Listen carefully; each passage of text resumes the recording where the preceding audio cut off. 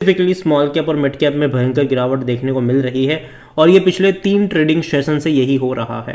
यहाँ पर भी अगर आप देखो तो 5% की गिरावट है और एक महीने का ग्राफ देखो तो पहले तेजी आई थी 180 से भाई साहब 206 पे गया था, वापस थोड़ी सी गिरावट बनी, वापस तेजी थी और यहाँ पर आज बड़ी गिरावट में चीज़ें तब्दील होती नजर आई है।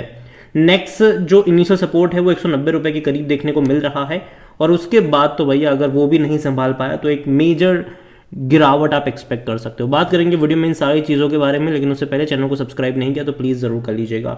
एक साल में देखो पैसा तो खूब बना है, 101% का ग्रोथ आया है, पैसा डबल ज़रूर करा है इसने। और 5 साल की बात करो तो ऐसी तेज़ी दूसरी बार आई है। बिल्कुल ऐसी तेज़ी कोविड के टाइम पर आई थी। अगर आप देखो यहाँ पर 42 रुपीज़ से ऐसा भागा था कि 170 पे गया था, बाद में लंबे करेक्शन से गुजरा ज़रूर। और हालांकि इसमें हाथ यहाँ पर अगर आप देखोगे तो ये डीमर्ज हुआ था उसका भी है, और जहाँ तक बात करी जाए इन्होंने बोनस भी पे करा हुआ था, प्राइस उस तरीके से बाद में एडजस्ट भी हुआ था और दोबारा एक अच्छी तेज़ी हमें यहाँ पर 2024 में देखने को मिली, जो कि काफ़ी शानदार तेज़ी मेरे हिसाब से, काफ़ी शानदार तेज़ी है। अब जाहिर सी बात है इतनी बड़ी तेज़ी आई है तो धीरे धीरे गिरावट भी आएगी। देखो बीच बीच में यहाँ पर ये हो भी रहा है कि जब भी बड़ी तेज़ी यहाँ पर देखने को मिली थी तो सुमितो ग्रुप, जो कि बहुत बड़ा प्रमोटर ग्रुप है, one of the promoter group है, जापानीज कंपनी है ये, उसने बिकवाली भी करी है जब भी तेज़ी आई है तब। तो मुझे हैरानी नहीं होगी कि बीच बीच में अगर ऐसी तेज़ी आती रही तो वो आ जाएंगे अपने शेयर्स थोड़े बहुत बेचने के लिए, और ये होगा यहाँ पर। और जहाँ तक अगर बात करी जाए वॉल्यूम्स को लेकर तो भाई साहब बड़ी क्वांटिटी में ट्रेडिंग हो रही है। तकरीबन 1 करोड़ से भी ज़्यादा के शेयर ट्रेड हो चुके हैं यहाँ पर ऑलरेडी, और जो गिरावट है वो और ज़्यादा गहरा रही है। यहाँ पर जो इसका ऑल टाइम हाई है वो 200 रुपये का था, 208 का था, जो कि हाल फिलहाल में ही बना था। और यहाँ पर लो 13 पैसा वो कभी नहीं गया है। एक्चुअली ये बोनस वगैरह स्प्लिट होकर आपको 13 पैसा देखने को मिल रहा है, क्योंकि देखो जब भी बोनस की बात आती है तो हमारे जहन में विप्रो आता है, इन्फोसिस आता है, TCS आता है, लेकिन ये वो कंपनी है जिसने भैया कई ज़्यादा बोनस दिए हैं। मार्केट कैप इसका 1,31,000 करोड़ के आसपास देखने को मिल रहा है। कंपनी को लेकर अगर हम बात करें तो according to Moneycontrol user 100% लोग कह रहे हैं बेचो और भाग जाओ।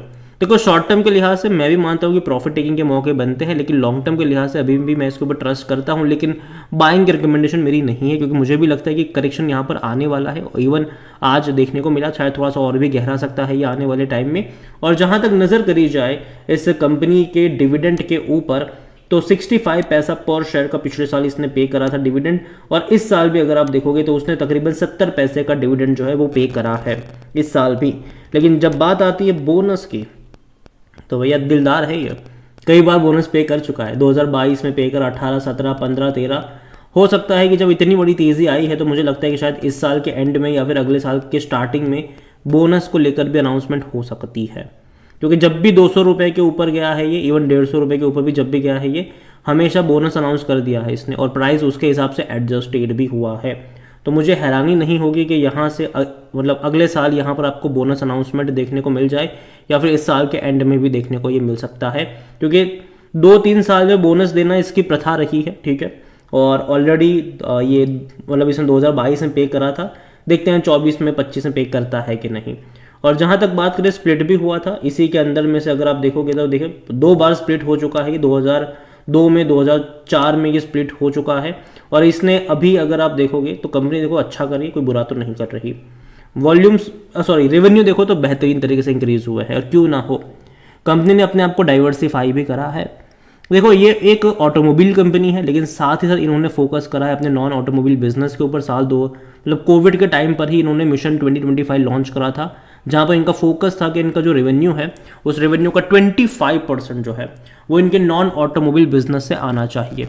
ये इनका भैया टारगेट था, और इस टारगेट को लेकर ये लोग चल रहे थे। और देखा जाए तो उसके बाद इन्होंने उसको लेकर काफ़ी ज़्यादा मेहनत भी करी, कई छोटे मोटे एक्विजिशंस भी करे, और आज बात ये है कि भैया इनके जो रेवेन्यू है वो डेफिनेटली जो इनके नॉन ऑटोमोबाइल बिजनेस है वहाँ से ग्रो हुए हैं, चाहे एरोस्पेस की बात करो या फिर लॉजिस्टिक की बात करो। और जहाँ तक प्रॉफिट्स भी देखोगे तो वो भी हमें बढ़ते हुए नजर आए, और काफ़ी शानदार तरीके से बढ़ते नजर आए हैं ये। और वैल्यूएशन की बात करें तो जो PE है वो 50 का है, सेक्टर P 40 का है। सस्ता अभी नहीं कह सकते, थोड़ा सा करेक्शन ज़रूरी है। जब इसका PE रेशियो सेक्टर P के करीब पहुंच जाएगा तब मुझे लगता है कि शायद खरीदारी के बेहतरीन जो मौके हैं वो वहाँ पर नज़र आ सकते हैं। 85% एनालिस्ट कहते हैं खरीदारी करो। फिनेंशियल्स भी अगर आप देखोगे तो देखो अच्छे फिनेंशियल नंबर भी काफ़ी अच्छा आए थे लास्ट क्वार्टर में। तकरीबन 27,200 करोड़ से भी ज़्यादा का इनका रेवेन्यू था और 1,370 करोड़ का इनका प्रॉफिट था, जो कि इससे पहले के 500-600 करोड़ के मुकाबले तो भैया डबल था, उससे भी ज़्यादा था यहाँ पर। तो मार्जिन भी इसके इम्प्रूव हुए हैं, तो एक अच्छी बात है कि मार्जिन भी इनके लगातार इंप्रूव होते हमें नजर आए हैं। रेवेन्यू में भी इंप्रूवमेंट है, लेकिन उससे ज़्यादा इंप्रूवमेंट इनके मार्जिन में आया है, जो कि बेहतर चीज़ है इनके लिए।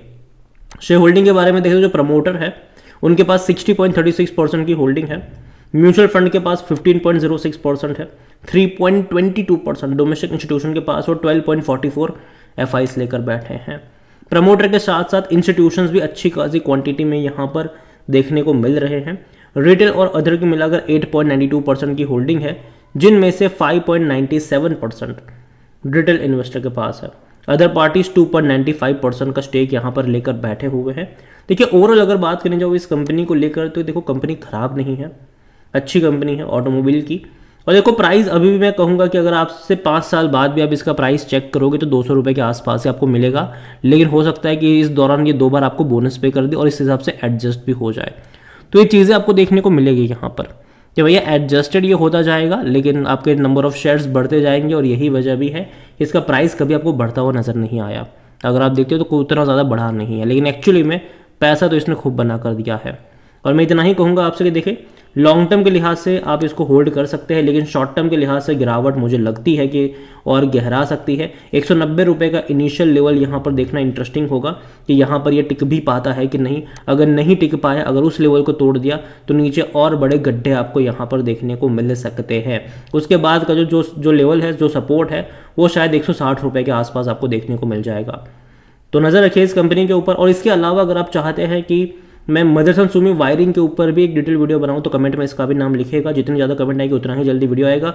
और ये वो कंपनी है जो इसी कंपनी में से अलग हुई, तो जिसके पास मदरसन सुमी के शेयर्स थे, उसको वायरिंग के भी शेयर फ्री में मिले थे। हालांकि बाद में प्राइस एडजस्ट भी हुआ था उस हिसाब से। तो अगर आप चाहते हैं कि मैं बात करूँ उसके ऊपर तो कमेंट में उसका नाम ज़रूर लिखिएगा। ओवरऑल मैं इतना ही कहूँगा कि देखो कंपनी संवर्धना की बात करूँ तो ख़राब नहीं है, लेकिन अभी डाउनवर्ड ट्रेजेक्टरी में देखने को मिल रहा है और ऑलरेडी काफ़ी बड़ी तेज़ी दिखा चुका है। तो करेक्शन एक्सपेक्टेड था और वो देखने को यहाँ पर मिल भी रहा है। अगेन मेरा पर्सनल ओपिनियन है, कोई भी इन्वेस्टमेंट एडवाइस नहीं। वीडियो को यहीं पे एंड करता हूँ। पसंद आया हो तो लाइक करें, शेयर करें। चैनल अगर पहली बार है तो प्लीज़ सब्सक्राइब करें।